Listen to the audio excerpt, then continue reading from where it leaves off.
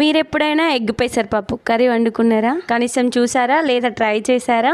నాకు తెలిసి ఇది ఎవరికి తెలిసి ఉండదు. ఒకసారి ట్రై చేయండి, ఎలా ఉందో చెప్పండి. ముందైతే ఎట్లా చేయాలో చూపిస్తా.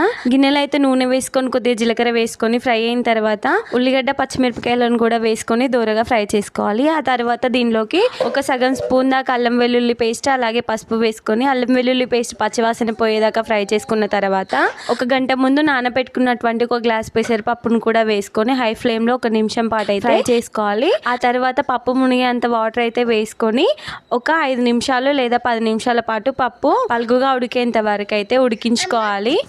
పప్పు ఉడికిన తర్వాత దీనిలోకి అయితే కావాల్సినంత కారం అయితే వేసుకోవాలి. 1 స్పూన్ కారము అలాగే 1 స్పూన్ పసుపు అయితే వేసుకున్నాను.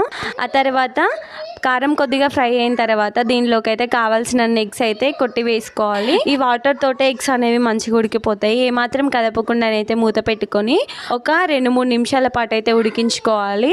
ఈ లోపు అయితే ఎగ్స్ అయితే మంచిగా కుక్ అయిపోతాయి. తర్వాత తిప్పి వేసుకొని ఇంకొక 2 నిమిషాల పాటు ఫ్రై చేసుకొని ఫైనల్గా కొద్దిగా కొత్తిమీర అలాగే కొద్దిగా ధనియాల పొడి లేదా గరం మసాలా కూడా వేసుకొని సర్వ్ చేసుకుంటే మన టేస్టీ ఎగ్ పెసరపప్పు కర్రీ అయితే రెడీ అయిపోతుంది. చూసారా ఎంత సింపుల్లో. ఫుల్ వీడియో కోసం అయితే నా ఛానల్ నేమ్ కింద ఉంటుంది, చూసేయండి.